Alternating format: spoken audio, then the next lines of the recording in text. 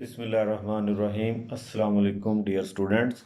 आज हम law of evidence के कानून शहादत ऑर्डर 1984 के आर्टिकल्स 162, 163 और 164 पढ़ेंगे।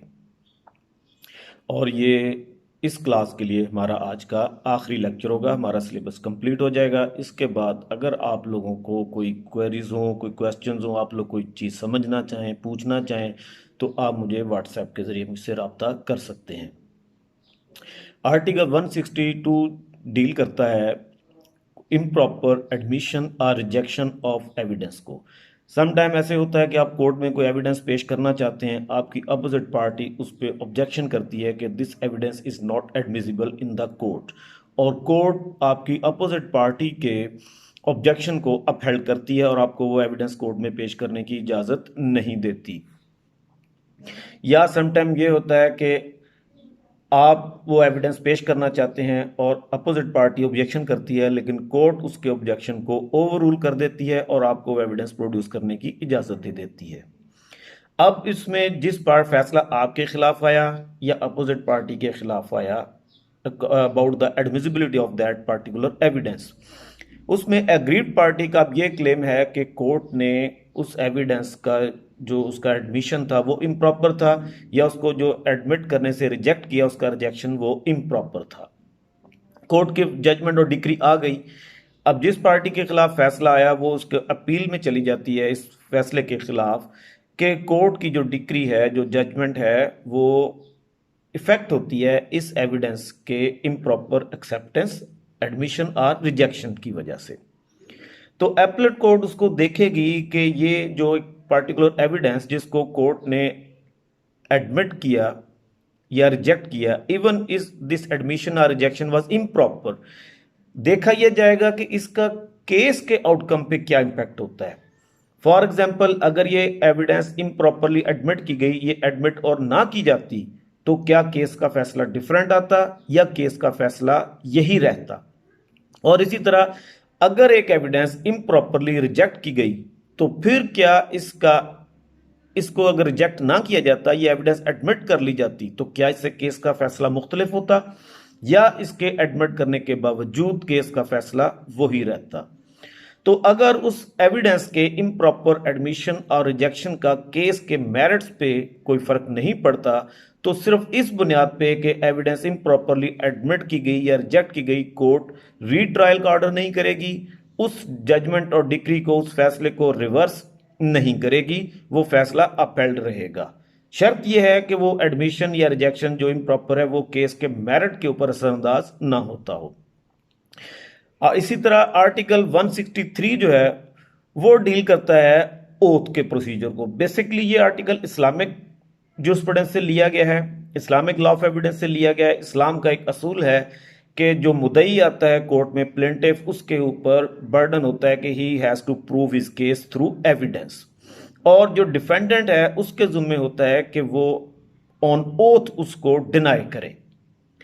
अब अगर ऐसी सूरत हाल है कि प्लेंटिफ के पास अपने प्रूफ में लाने के लिए एविडेंस नहीं है, तो वो ओथ दे सकता है अपनी फेवर में, और अगर वो अपने क्लेम की फेवर में ओथ देता है, हलफ देता है कि उसका क्लेम सच्चा है, तो फिर उसके बाद ये डिफेंडेंट के पास राइट होगा कि वो उसके क्लेम को ऑन ओथ रिजेक्ट करे।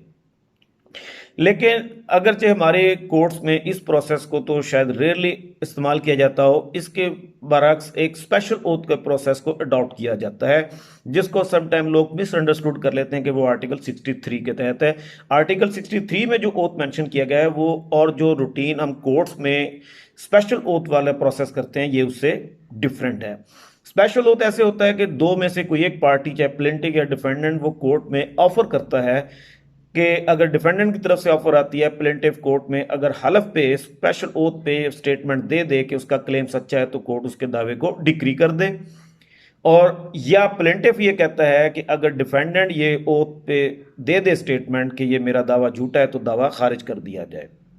अब ये एक पार्टी की तरफ से ऑफर आती है, और दूसरी पार्टी अगर उस ऑफर को एक्सेप्ट कर ले और कोर्ट भी उस पर एग्री कर जाए, कोर्ट उनके एग्रीमेंट को एक्सेप्ट कर ले, तो जब एक पार्टी इस एग्रीमेंट के मुताबिक हलफ दे देगी तो कोर्ट उस हलफ के मुताबिक वो फैसला दे देगी। ये बेसिकली कंसेंट डिग्री के जुमरे में आता है। ये पार्टीज के म्यूचुअल एग्रीमेंट से वो एक एग्रीमेंट कर लेते हैं कि उनकी डिग्री इस तरीके से डिसाइड कर दी जाए। हम इसको एक अल्टरनेटिव डिस्प्यूट रेजोल्यूशन मेथड की एक काइंड भी कह सकते हैं कि बजाय एक लेंथी कंबसम प्रोसेस के कि जिसमें एविडेंस ली जाती, केस आर्ग्यूमेंट्स होते, उस केस को डिसाइड किया जाता, दोनों पार्टीज ने आपस में एग्री कर लिया कि हम इस अपने केस को ओथ के ऊपर इसका डिसीजन कर लेते हैं। ये एक अल्टरनेटिव डिस्प्यूट रेजोल्यूशन की टेक्नोलॉजी एक तरीकाकार हो गया। इसके बाद आर्टिकल 164 है। ये आर्टिकल अलाउ करता है एविडेंस में जो ऐसी एविडेंस जो कि प्रोड्यूस की गई हो थ्रू मॉडर्न इलेक्ट्रॉनिक डिवाइसेस के जरिए। जैसे कि आपको पता है आजकल दौर जो है वो डिजिटल इंस्ट्रूमेंट्स का दौर है, कंप्यूटर है, मोबाइल है, चीज़ें वीडियोस रिकॉर्ड होती हैं, ऑडियोज रिकॉर्ड होती हैं, व्हाट्सएप मैसेजिंग है, ईमेल्स हैं, बहुत सारी चीज़ें ऐसी हैं। अब ईमेल जो है ये इटसेल्फ अ डॉक्यूमेंट। जैसे आप पाजी में हम किसी को खत लिखते थे, उसको पोस्ट करते थे, अब उसका अल्टरनेट आ गया, हम एक ईमेल ड्राफ्ट करते हैं और उस ईमेल को सेंड कर देते हैं। तो ये ईमेल भी एक डॉक्यूमेंट है, जिस तरह माजी में एक लेटर एक डॉक्यूमेंट होता था। लेकिन अब इशू ये है कि डॉक्यूमेंट को तो आप टेम्पर नहीं कर सकते। जो डॉक्यूमेंट लिखा गया वो वही रहेगा, और इस पे ये एक लॉ का एक प्रिंसिपल भी मौजूद है कि man can tell lie, documents can not tell lie. लेकिन जो इलेक्ट्रॉनिक डिवाइसेस के लिए एविडेंस तैयार की जाती है उसमें टेम्परिंग का चांस होता है, क्योंकि आजकल ऐसे मॉडर्न डिवाइसेस आ गए हैं कि जहां पे आप किसी वीडियो को, ऑडियो को आप एडिट कर सकते हैं। इवन ऐसे सॉफ्टवेयर भी हैं कि जहां पे आप फेक व्हाट्सएप मैसेजेस क्रिएट कर सकते हैं। तो इन चीज़ों को मद्देनजर रखते हुए ये लॉ ऑफ एविडेंस में ये ज़रूरी है कि अगर आपकी एविडेंस जो इलेक्ट्रॉनिक डिवाइसेस के जरिए क्रिएट की गई, एक तो उसमें ये शेल का वर्ड नहीं है, मे का वर्ड है।